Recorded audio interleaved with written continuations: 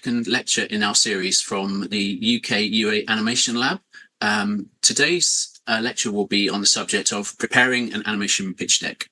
And I'm pleased to present to you Fokion Xenos today, who will be joining us and giving a fantastic masterclass lecture on this subject. I'm sure he's going to introduce himself once he gets started, but I just wanted to first introduce him. I met Fokion 2019, I think way back when Heatwave was doing its festival circuit. I remember seeing it and got in contact through Squiggly Animation Magazine, and we did an interview. One of my favourite films, and it still is. It's such a fantastic film. So that's how we go back. So a little bit about Fokion. So he's a director from Athens who is interested in playful and daring stories that focus on visual storytelling and emotional honesty. His work emphasizes humour and colour, combining practical and digital techniques to create unique and emerging visuals, which is certainly what Heatwave was when I first saw it. So his NFTS graduation film, Heatwave, has competed in over 120 festivals and has picked up many awards along the way. And recently, he has been living and working in Athens, where he has co-directed the children's animation series Gigon, if I'm pronouncing that correctly. Gegone. Okay, and which was the first stop-motion series ever created in Greece. So after this, I will now pass you over to Fokion, and thank you very much. I'm looking forward to your lecture. Thank you. Thank you so much, Aaron. And thank you, UK UA Animation Lab, for the opportunity to share a bit of my experience, and I hope you find it helpful. So yeah, as Aaron said, my name is Fokion Xenos, and I'm an animation director from Athens, Greece. In my early professional years, I studied graphic design in Athens and focused on animation work, making small independent projects with my friends. After working in the film industry, doing visual effects and motion graphics, I wanted to develop my skills further and tell my own stories through animation. I always admired the films coming out of the NFTS, the National Film and Television School, so I applied and managed to get a position there to study, graduating in 2019. As Aaron mentioned, my graduation film is a stop-motion short called Heatwave. It premiered in Annecy and got selected to the Best of Kids selection that year, playing in various cinemas around France. In general, Heatwave had an amazing festival run with more than 150 entries and 46 awards internationally. I am really grateful for this success, as this is very unusual for a film made by a Greek animation director. This film took me into various places and gave me a perspective of how the industry and the festival model works. And I'm going to try and share some of that experience with you. So, Greece is a place that the animation industry is very undeveloped. The funds are very low and there is no straightforward way to produce an animated film. We have some really talented people working mainly for commission work, and there has only been scarce example of films or series through the years.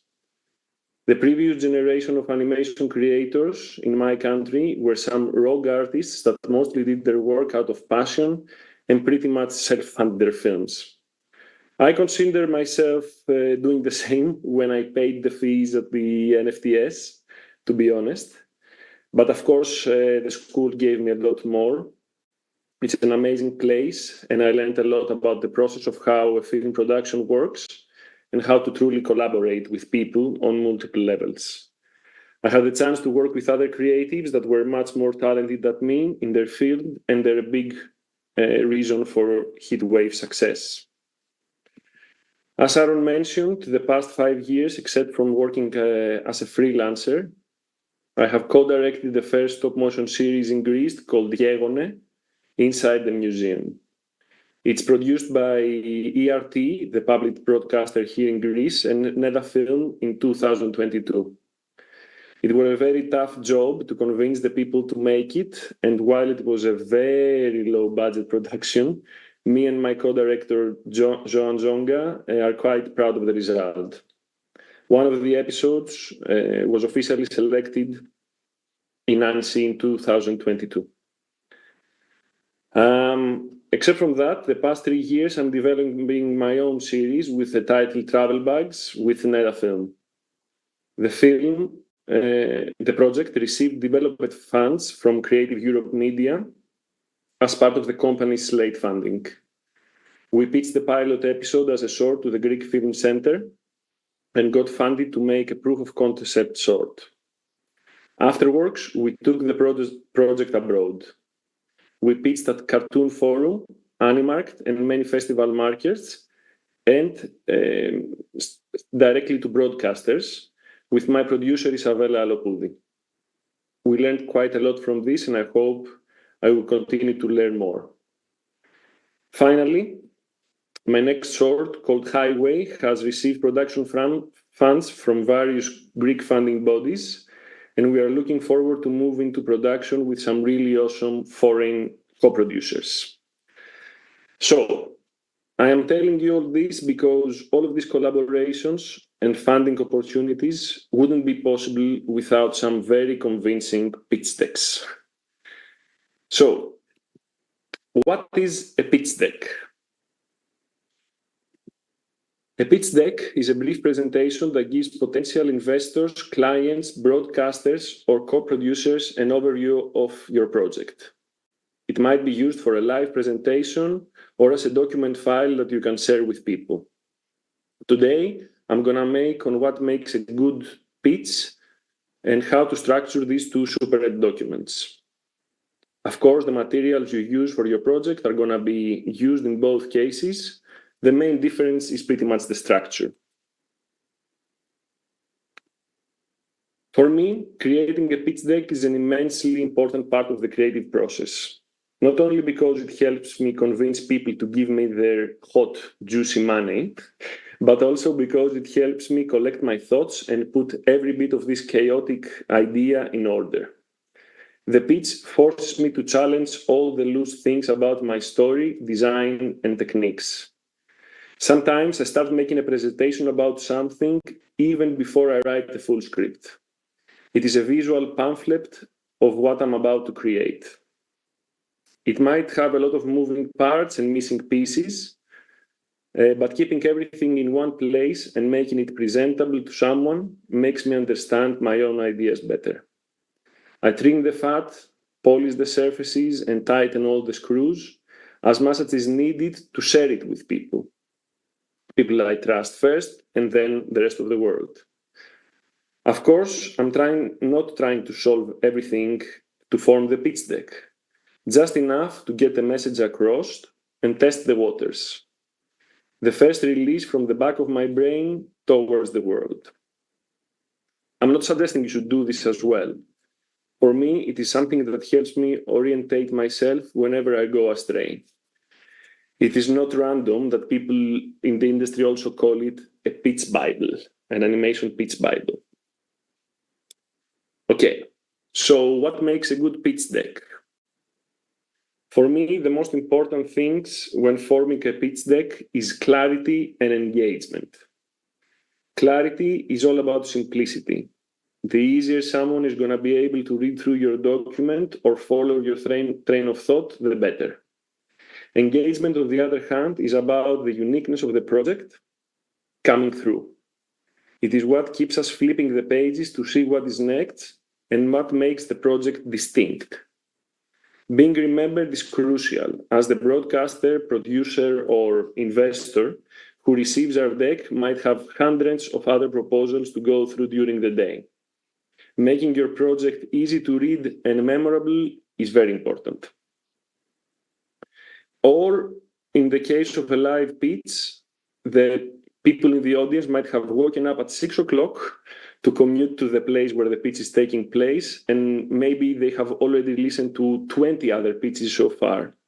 So you have to find a way to stand out and also keep them awake. Next, to achieve clarity and engagement, we need to focus on two key tools: design aka the visual look and layout of the document, and precision, meaning the careful selection of content you incorporate in your narrative, texts, photos, designs, references, etc.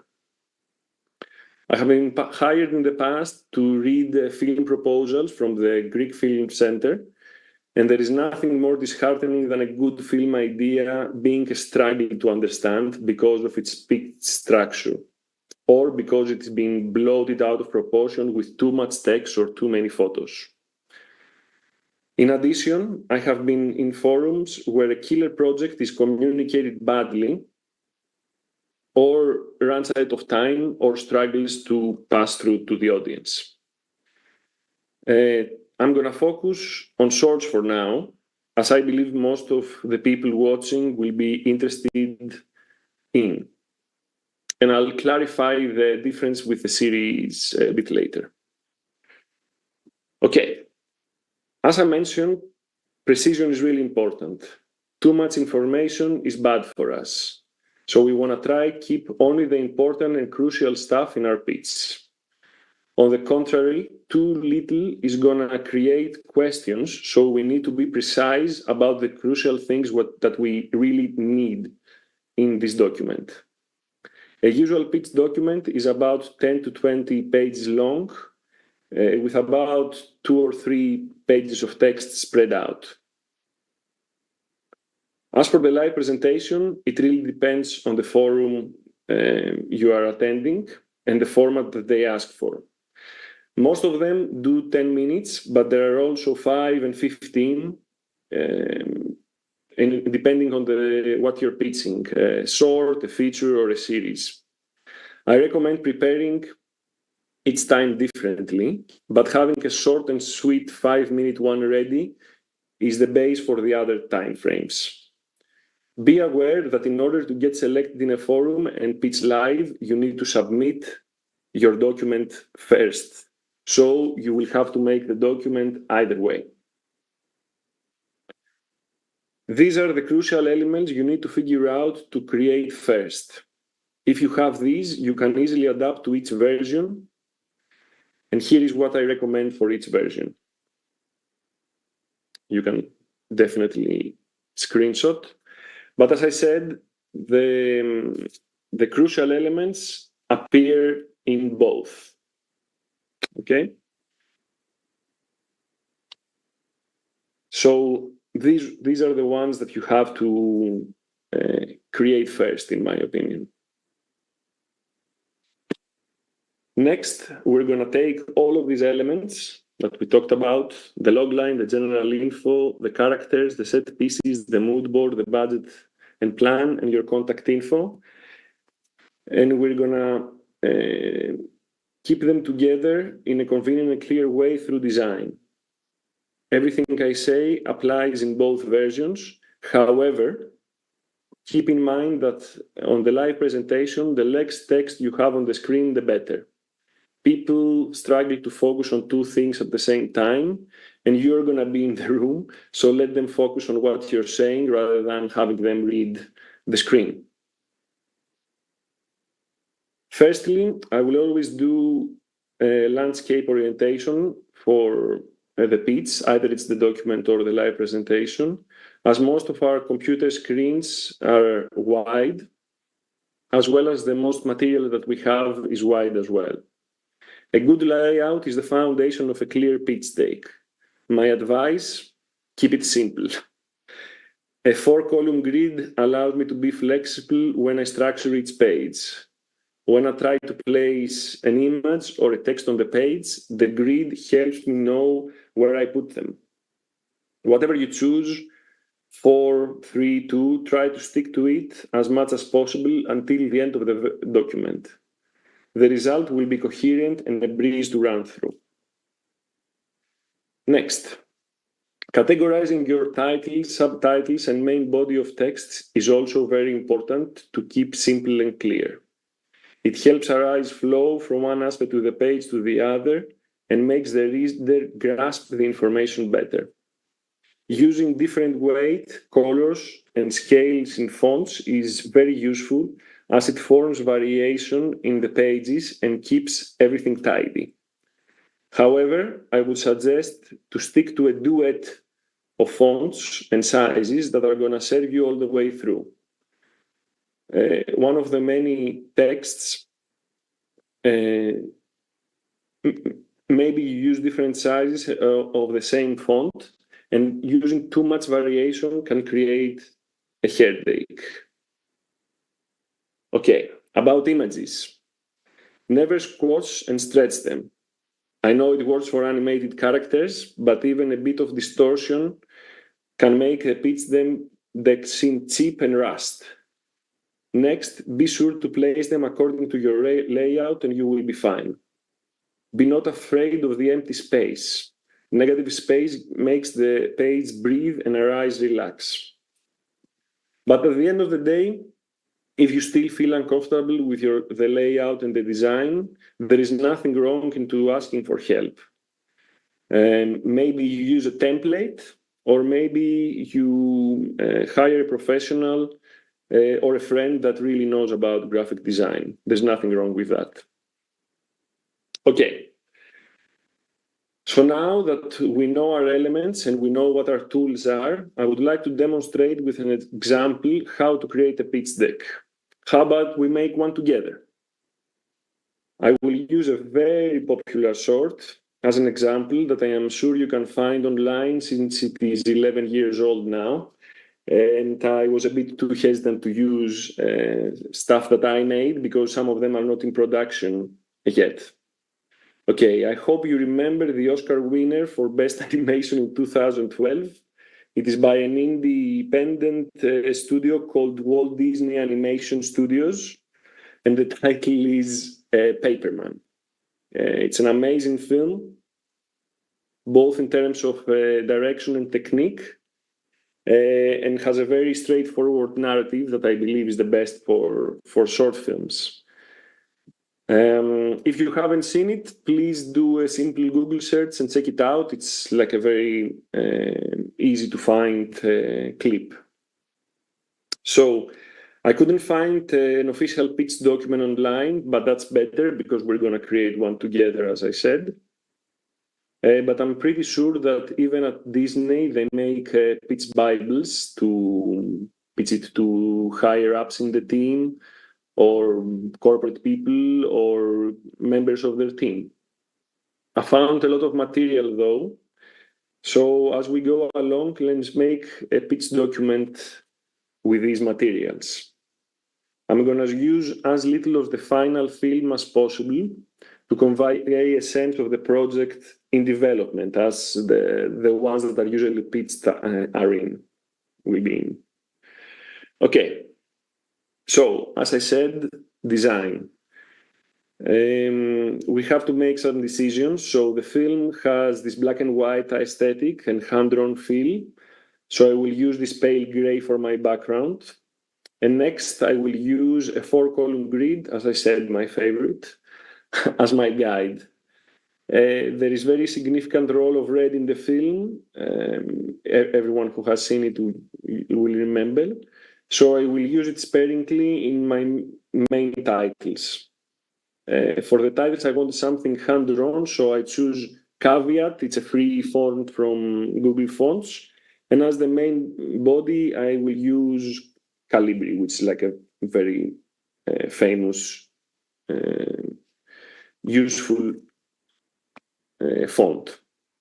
Now, for the things to include, as I said, this is the list. And we'll go through them and I'll explain each one as we go. So, first one, it's the cover. This is your audience's first contact with the material, so make it represent the project the most. If your story is silly, then make it ridiculous. If it is somber and serious, make it intriguing. You want to invite the audience to want more. Except from the project title, it would be nice to have your name there, the director's name, and the production company, if there is a producer attached. For Paperman, I used this one as it is basically a romantic comedy, a rom-com. After that, we have the logline. What is it? It is a brief 1-2 sentence summary of your film, TV show, etc. It is the distilled essence of the project, so we have to make it potent and easy to remember. Try to include your protagonist, the inciting incident, his goal, and the central conflict. Of course, it is script writing basics all compressed into one thing. So for Paperman, I came up with this. In a black and white New York City, a lonely young office worker looking out of the window notices the girl in the next door building. After failing to get her attention using paper airplanes, a gust of wind helps them finally get together. So with this one, we are trying to distill the whole film. You will not manage to get any details, but I think it's a good starting off point to get the people accustomed with what's going to happen in your film. So I'm going to, place it in my grid and have it there for a little bit. And then I suggest you have more things in this page, such as a synopsis. So what is a synopsis? A synopsis is another short summary, 300 to 500 words of the plot of your short film, condensed into one page. It needs to include all the key points in your short from the beginning to the end. From reading your synopsis, the reader should be able to gain a strong sense of what your short film is about. Always remember to include the full story in a few words, as it is, I'm emphasizing this, as it is very common for people to hide the ending, with the result of the audience being frustrated, not knowing the answer or where the whole thing goes. For Paperman, I found this one online. In a 1950s black and white New York, a lonely young office employee who processes paper forms all day spots the girl that sparked his interest earlier in the train station. She is improbably sitting in the office in the building next door. He tries to get her attention by sending paper planes in her direction, all attempts failing. But then the airplanes, animated by a benevolent wind, take the initiative and reunite the couple in a breathless, playful dance that ends on a train platform where they first met this morning. So as you can see, it's like a meteor version of the logline, but it keeps all the plot points inside. I will place this also in the first page of my document. And then the last thing that doesn't need what is this? The general info is about the format of your project. The duration, the genre, your target audience, and the technique that you're going to use. This might seem insignificant, but they clarify exactly what the project is about. The reader will have a frame of what to expect next. All right. Then let's focus on the characters. First, I would suggest you separate your main character from the rest. Use a full body pose and show us their anatomy. For me, you don't have to have a full turnaround and detailed sketches in your preparation. It will not hurt to include, but at this stage, you care more about getting the story and the character across, as well as the look, rather than proportions and all this other stuff. Also, don't be afraid to include sketches. Sketches are good because they're expressive. As a stop motion animator, it would be difficult for me to make puppets or models for everything to show the audience what things look like. So if you mention that what you're showing is concept art or sketches, people will understand. Okay, then be sure to include the expressive drawings for every character. These indicate how your main characters express during the story, how they pose their body and face. This information will get stuck in the reader's brain, so as he reads or she reads your script, they will have these images in mind. Be sure to plant these seeds nicely. In addition, I always like to include a small description in our PDF file. Nothing more than a few lines. It gives us insight into their characteristics, quirks, and plot-related facts.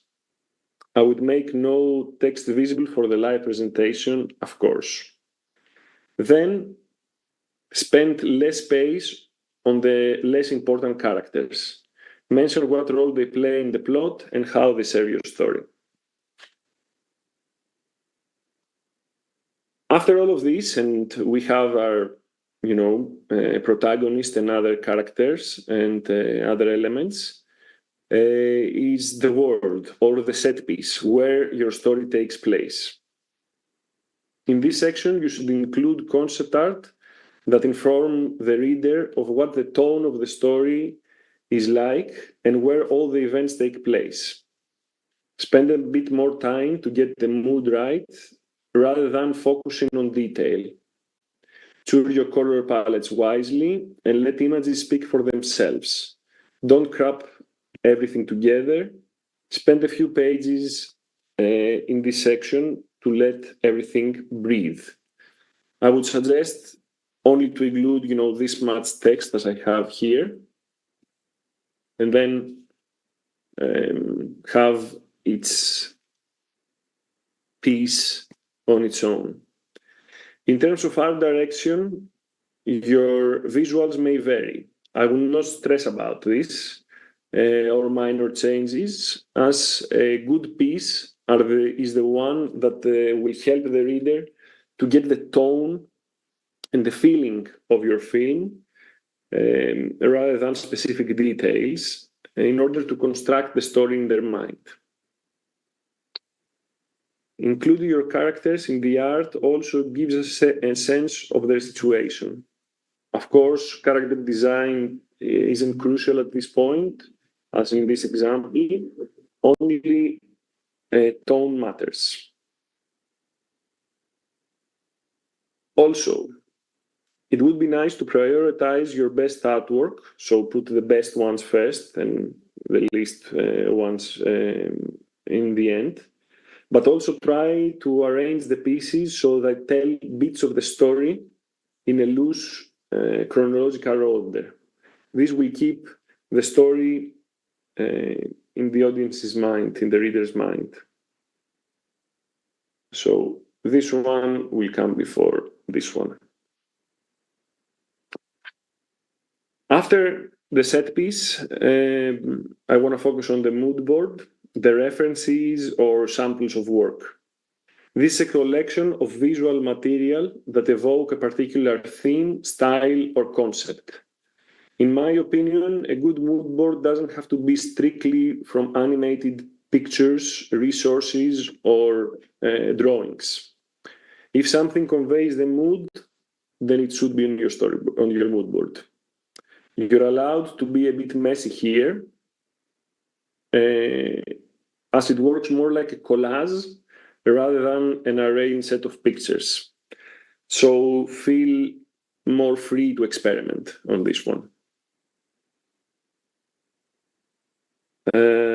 Then, the money, budget and plan. In this section, you should make a rough estimation of your cost and how long it will take you to make it. The amount really depends on the country you work at and what sort of technique you are using. I suggest you do a bit of research about other released projects in your regions or the region that you're interested in to create a very loose diagram. Nobody expects you to know all the details at the pitch stage. If you don't have a producer attached to the project, it's okay. Maybe you're using this document to find the producer. So keeping everything seemingly tidy is good enough. Try to estimate the cost of your film per minute of animation, depending on the technique, and multiply this by the length of your film. Okay. After this one, it's the director's note. What is it? A director's note is a written reflection in which the film director articulates their motive and vision for making this particular film. It is the essence of your creative vision and most direct bridge between you and the audience. A director's note delves into your head, uncovering the inspiration, challenges, and unique perspective that drive your project. It is not just about the story you are telling, it is about why you're telling this story and why the story matters to you, the audience, and the broader context of the world it inhabits. What started the idea for your film? How do you want the audience to feel? What do you want them to take away from the film? The highs and lows of what shaped your project. How has this project contributed to your development as an artist and storyteller? Your statement should be a reflection of you. So be honest, be bold, and let your passion shine through. These are some questions that I had had to give you in order to have an idea, a basic principle of how to construct your director's note. All right, we put this in the presentation as well. And then is a section about your previous work. If you feel uncomfortable of not having enough stuff to show around, or this is your first film, you can include commissioned work or even student exercises or projects. Remember though, it is not your portfolio page, so don't overdo it. Use 2 or 3 images tops. This is to convey that you're a creative individual and you can do this work and you're passionate about it. If you want to show people more, you can add a link to your website or your Behance or portfolio page. Close to the end, we can find a page about the team and the people that are involved in the field so far, if there are any. You can be on your own. There's nothing wrong with that. Mention the heads of department and a few words about them. Also, include their portfolio if they have any available. It is always positive to show collaborative action, and producers and investors always appreciate that. As I said in the beginning, it is a huge privilege to work with people that are experts in their field, so unity makes strengths. Collaborate with people more. Finally, on the last page of your presentation, thank the readers and be sure to include your info as well as your producer's info. People, we have to get back to you somehow, so include your email, social media, and phone numbers. If you have creative stuff posted on other websites, feel free to include them. Okay, so this is pretty much it for the pitch document. As I mentioned, even if you are looking forward to pitch live or not, you have to make this document first in order to submit it to a festival or a forum or any organization. So you will have to make a version of what I showed you first. Please consider that every project is unique. So you might want to add another section that explains your very peculiar technique or your situation and specify more. But do it very carefully and with measure in order not to have a bloated document.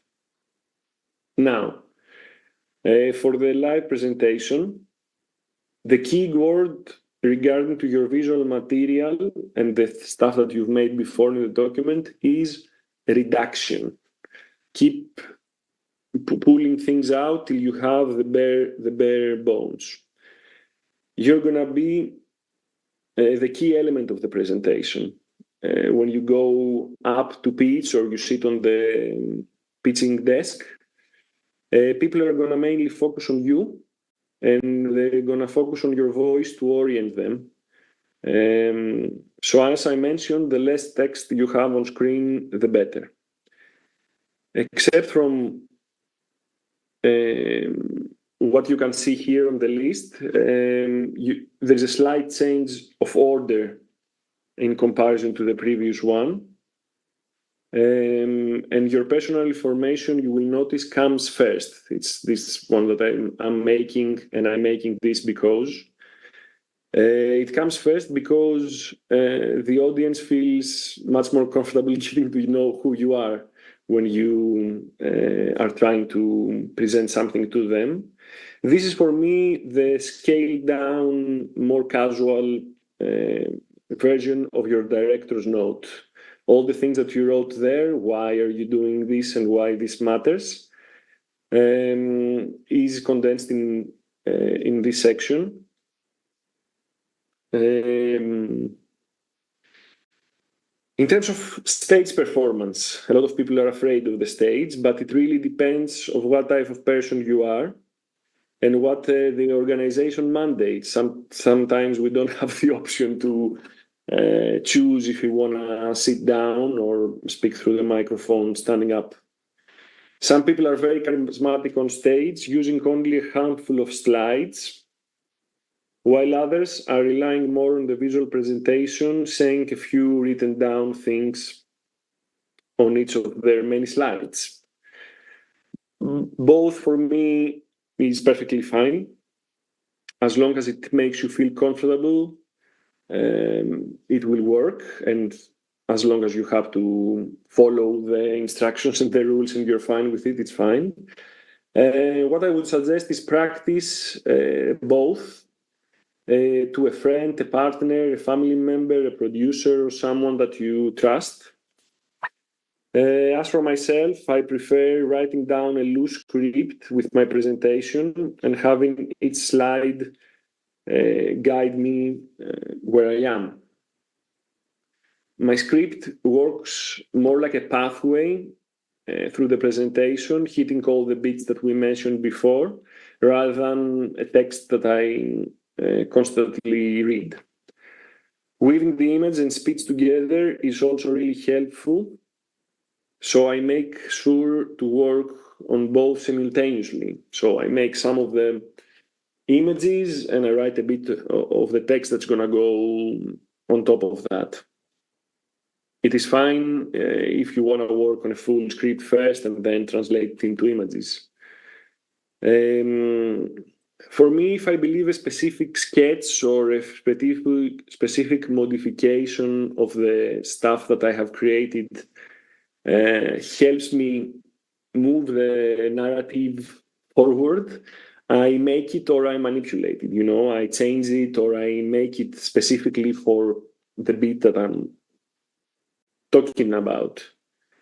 Of course, this is just for me, but I suggest planning things through, so you both remember what is in front of you and what you have to say, and also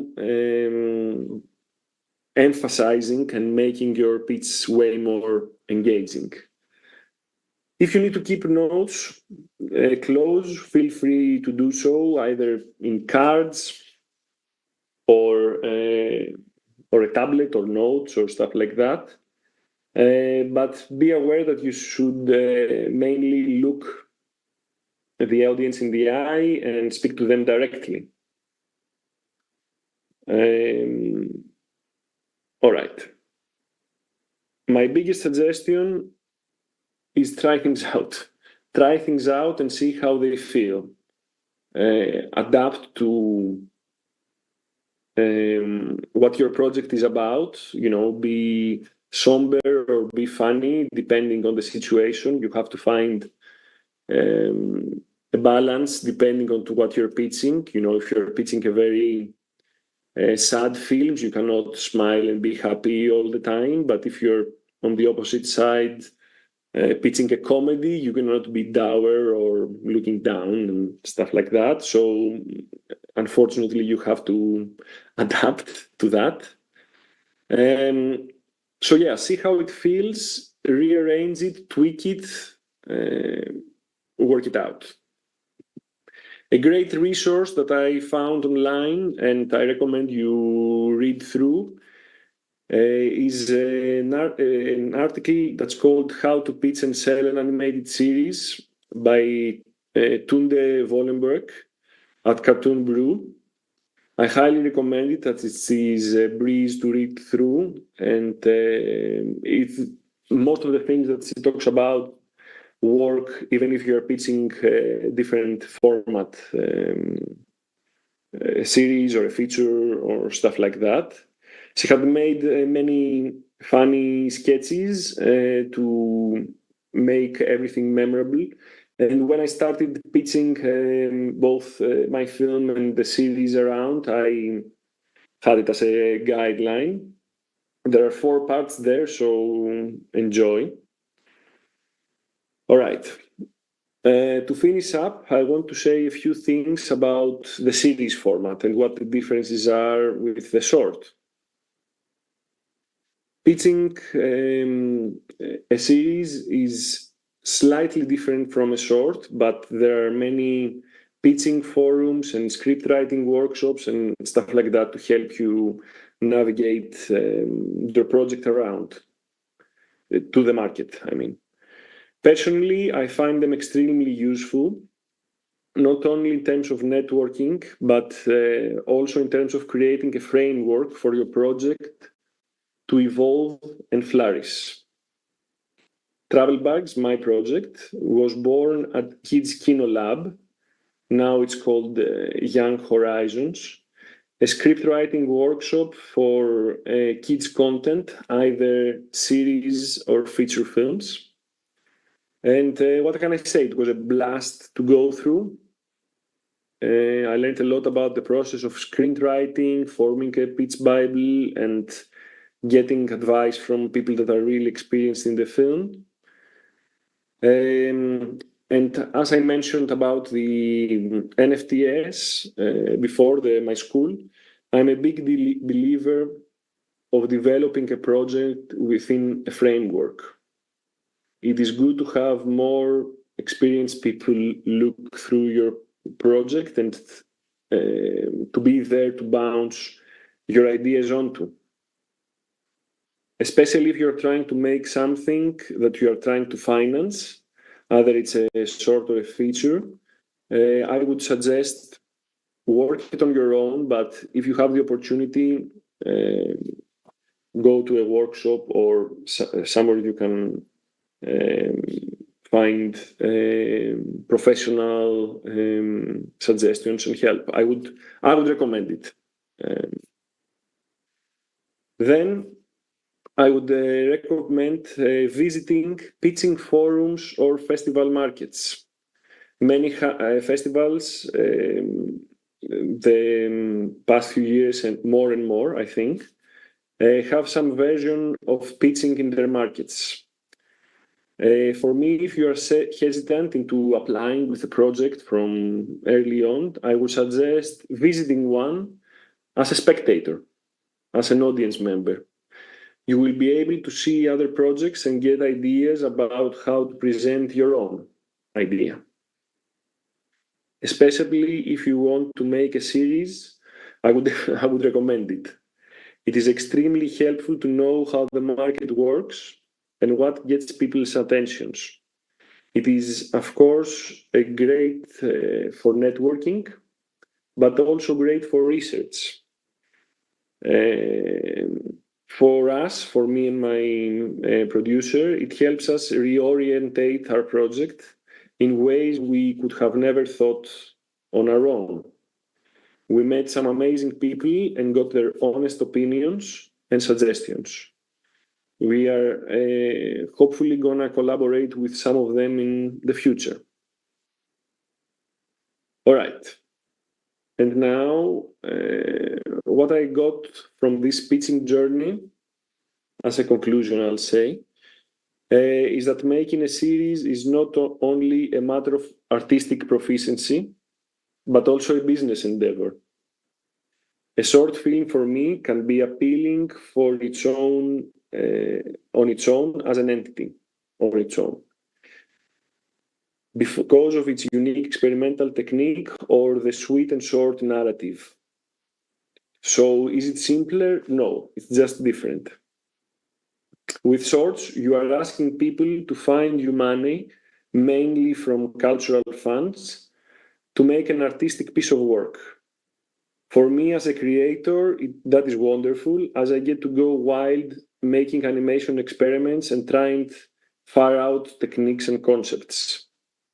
So I don't think I will ever stop trying to make shorts, as it scratches my itch for creative personal work.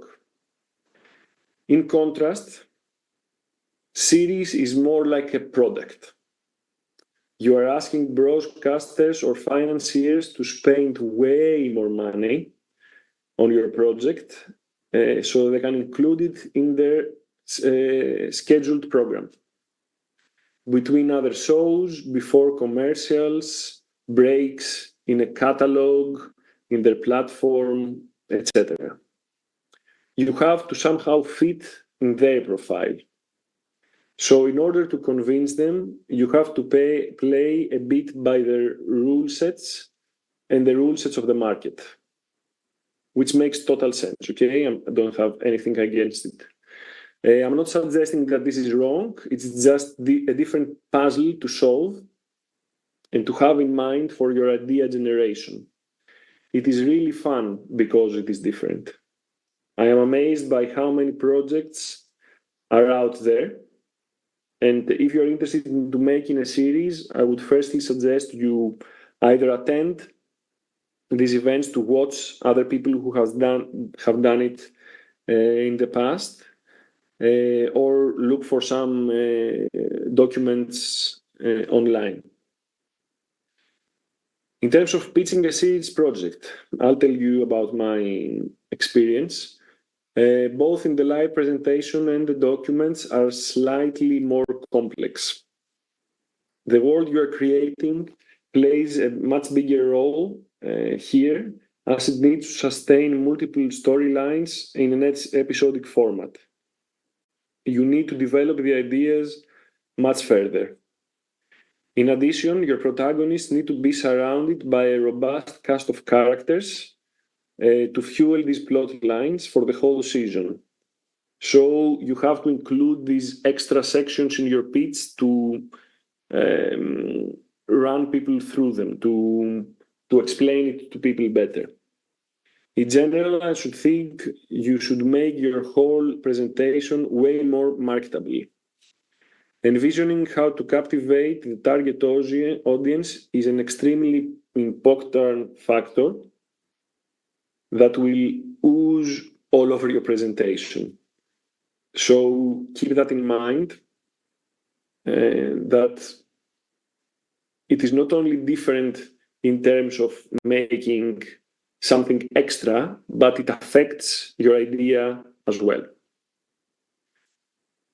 To conclude, I believe pitching might be scary to a person working in a dark room, either making drawings, playing with their dolls, or spending the whole day in front of a computer screen, like us animators. We all have insecurities about our work and our personal projects, and some of us prefer to never share them with anyone.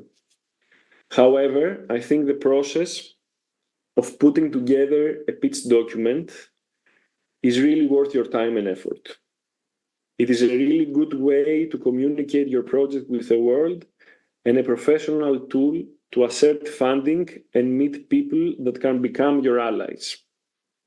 I understand that the anxiety of live pitching is really frustrating for some people, but I would suggest you visit some forums for research as audience members first. And I believe most of you would be relieved to find now out it's not such a big deal. Personally, I believe it is way easier the second time you try it. The first time you might panic or you find yourself in a difficult situation, but when you have to do it again, you're like, okay, it will work out.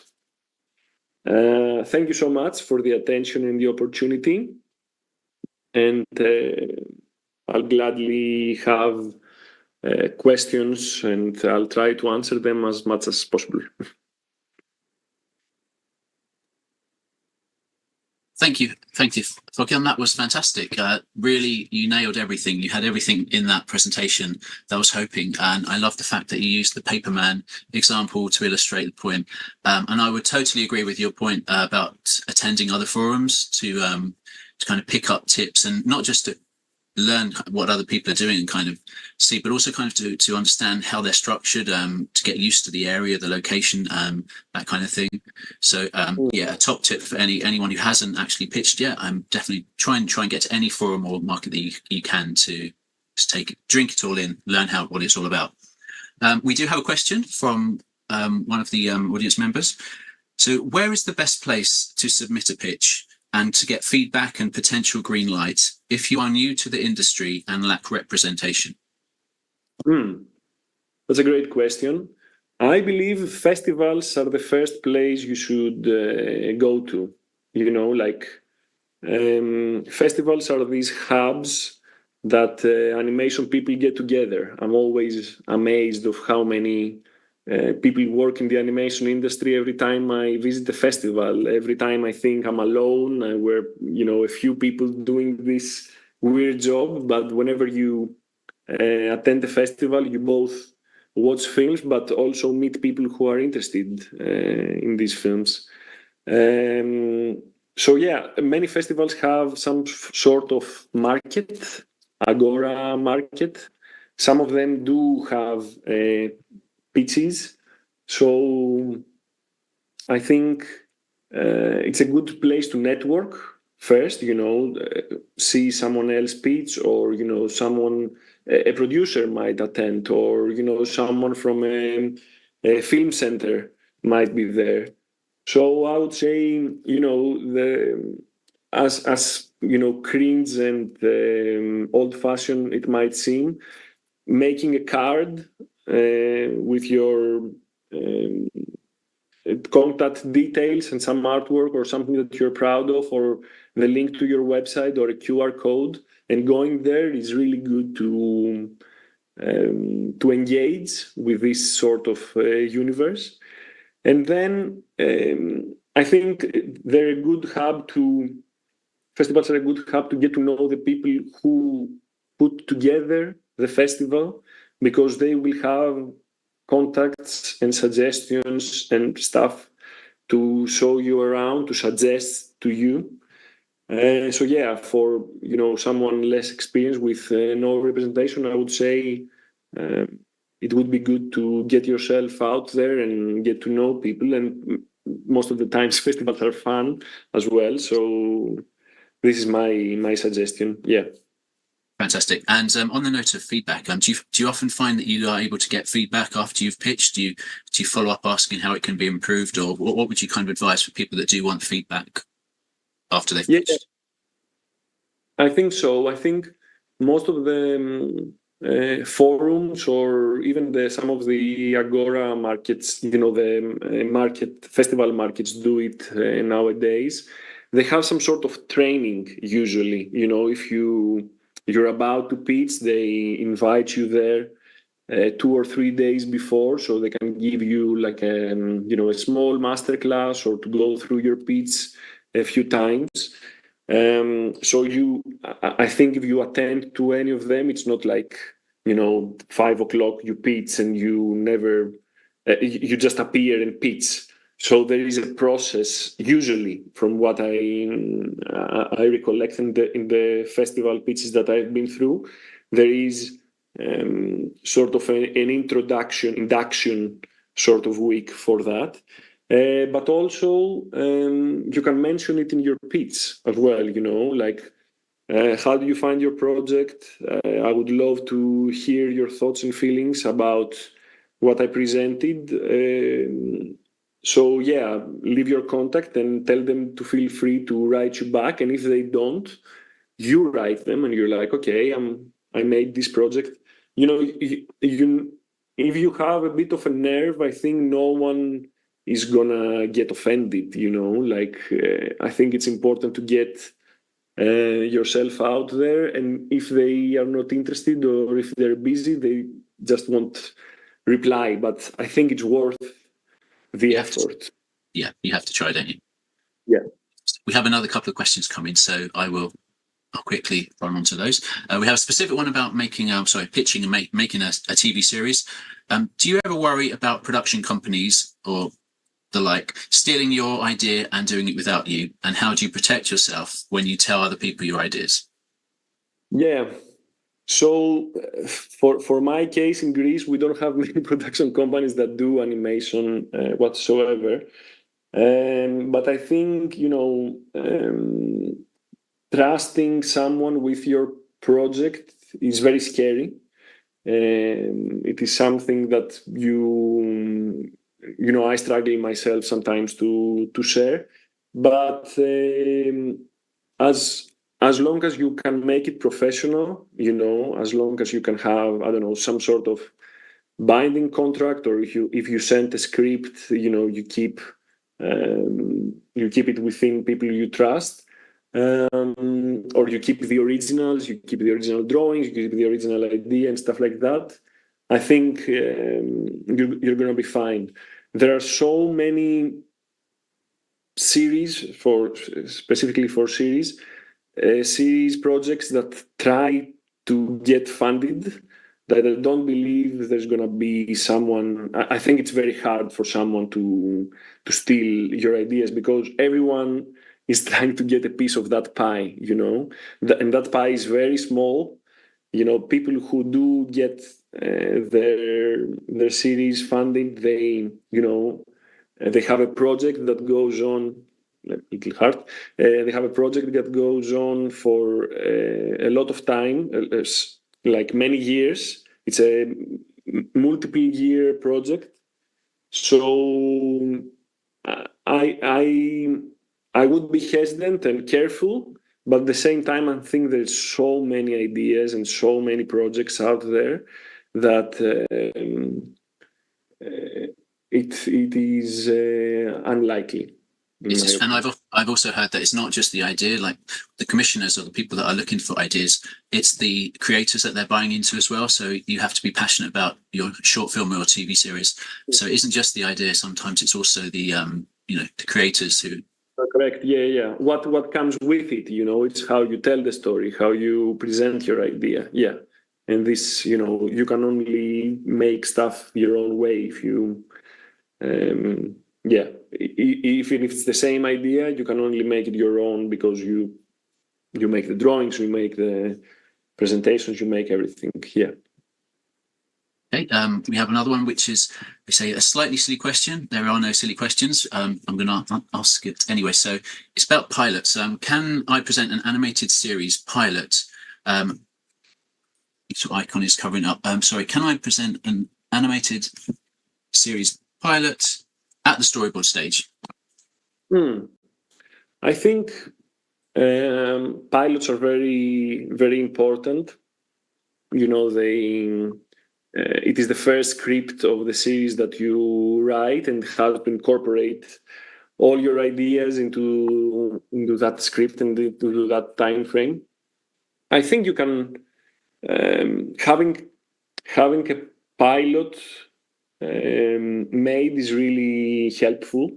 Writing a pilot and then having something made. As I said, for Travel Bags, we applied to the Greek Film Center as a short film. We presented this as a short film and we wrote in the pitch deck that we hope this becomes a series, but it can stand on its own. So I do believe, I'm not sure if you can pitch just the pilot, But if you have the script or the storyboard for the pilot, you can pitch the series. If you can manage to twist that pilot, zero episode or however else they call it, into a short, and it makes sense as a short, then you can pitch that as well and explain to people that you want to expand, and this world has more stuff in it. So yeah, I wouldn't hesitate to show it to someone, but you have to dress it appropriately. You have to dress it as a short if you want to get funds for a short and make it and then make the rest of the series, or you want to dress it as the pilot episode. But this is the bigger concept behind it. This is the world. These are the people that are involved. This is how the storylines are structured. Series is a bit more robust as an endeavor. So just having one script wouldn't make the cut. What people usually do is they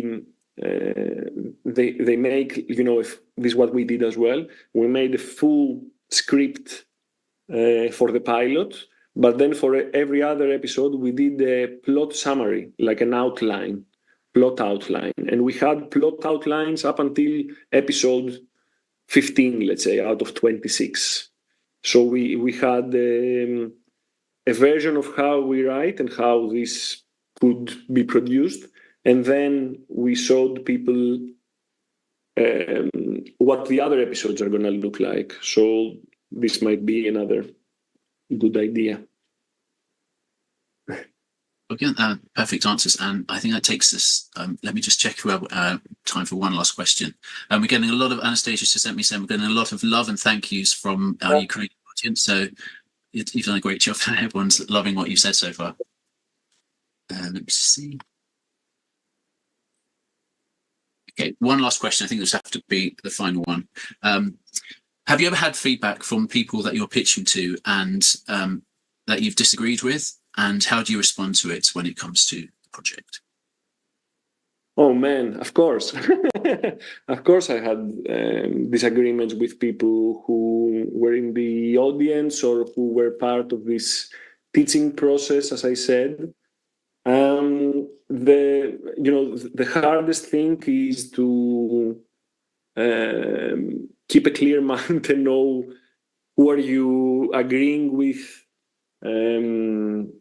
in terms of what you like about the project, and who are you agreeing with because they seem fancy or they seem to know what they're saying. So it's very confusing. That's what I'm trying to say. It's very confusing to get feedback from people because, for example, for Travel Bags, everybody sees the project as they want to see it. They have their angle to it. It's a very open project in terms of concept. It's two little bags that travel around having adventures. So you can take that anywhere. The possibilities are endless. So what I'll say is try to note down each feedback that you are given and think about it in a clear time or space or whatever, because it is confusing. Some people are trying to help you, but at the end of the day, it might not be what you were envisioning for the project. In comparison, sometimes you're too stubborn that you want to keep the project as it is, but these people know the market better and know how things work better. So it's a balancing act. I would say note down what feedback you receive and deal with it later. Don't change, your presentation to appeal to one person. Get a lot of feedback and then think it through. If it makes sense, as I said, series is a product, and adapt to what the market is saying and what is popular, what is successful, and stuff like that. So yeah, we keep developing. We're already now 2.5 years into this project, and we keep developing it to make it more accessible, appealing.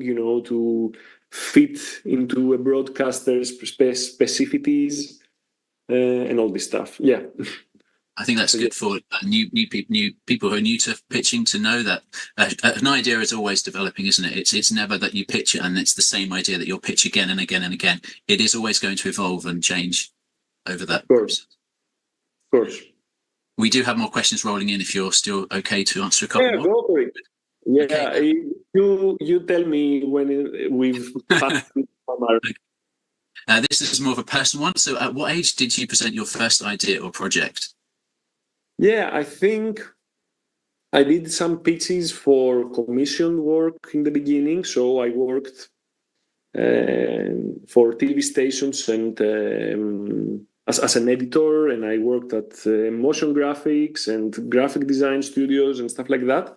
So our first pitches were more design-oriented pitches. Like the client comes to you and wants a small animated short, like 30 seconds or whatever, that advertises their product through animation. So I can train myself in the industry, in the market, like presenting someone a solution for what the communication solution for what they're looking for. So I think around 23 years old, 22, 23 years old, when I had my first real job in the industry, but it was mostly for commissioned stuff rather than mine. I think my first one was really, I don't know, at the NFTS, pitching to other students and to other people.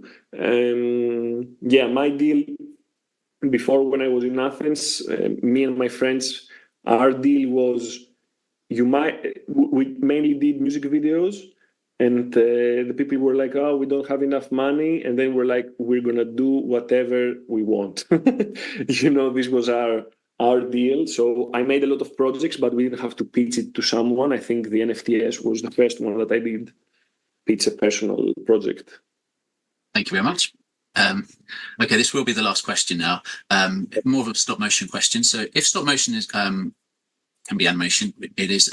Can you pitch puppetry at an animation festival? Puppetry? You mean the stop motion puppets, or like? That's a good question. I think it means stop motion. If we're wrong, could you put it in the chat? But I think. I think in terms of pitching, usually you don't pitch your skills, you pitch a project. So I don't know if you mean that you're making puppets and you want to make puppets for someone, but if it's a stop motion project, the more you create for the project, the better. In terms of bringing something physical to the pitch is really useful. We did take the two puppets that we made here in Greece in Animark, then in Cartoon Forum. So it's good to have an actual object with you, for sure. But we have some clarification. It's live puppetry. Okay. Live puppetry. This is a very specific thing in the film world, I think. Like animating with live action puppetry. It is debatable. I'm not sure. There is this amazing NFTS film called Man O' Man. I don't know if Aaron, you've definitely seen that, but it's online. You can search it. This was a big debate back when this came out. I remember, like, should it be in animation festivals? Where does it sit? So yeah, I know what you're saying. Yeah, it spread a lot of it spread the audience into this is an animation film. This is not an animation film. It used all the elements of the animation film, but it was all in puppetry. I do believe there are very cool things you can do with puppetry. So if the organization is fine for it, if I was at an organization that you had to pitch your project and you presented the puppetry, project, I would be fine. If it looked cool. I think it's up to the forum, it's up to the festival. I've been on juries where there's been a puppet film in, and it's very much live action, a lot more live action. Mixes other things, but it's very much puppetry, and it's allowed. I mean, sometimes it slips. It depends the definition, doesn't it? So yeah, it does definitely. Just to clarify on the chat, man oh man, I'll try and find out before the chat ends how that's spelled. But it's do you remember the director? I can't think. Ben something. I don't remember it. It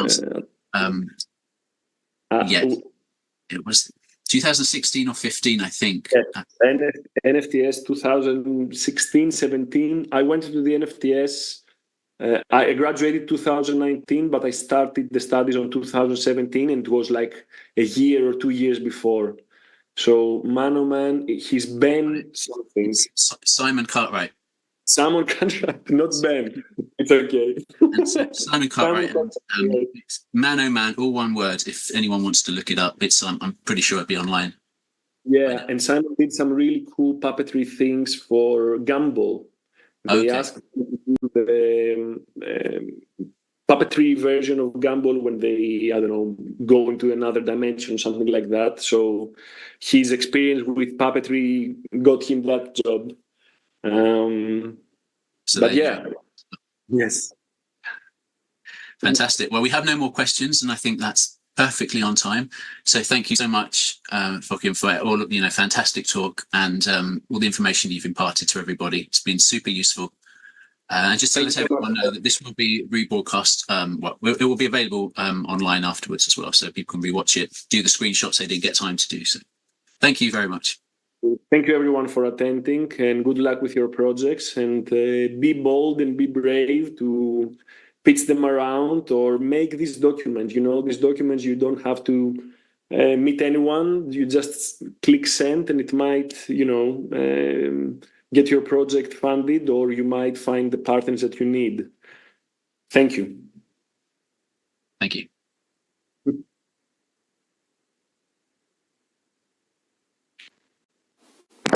So, all right. Can we stop smiling? Is it still?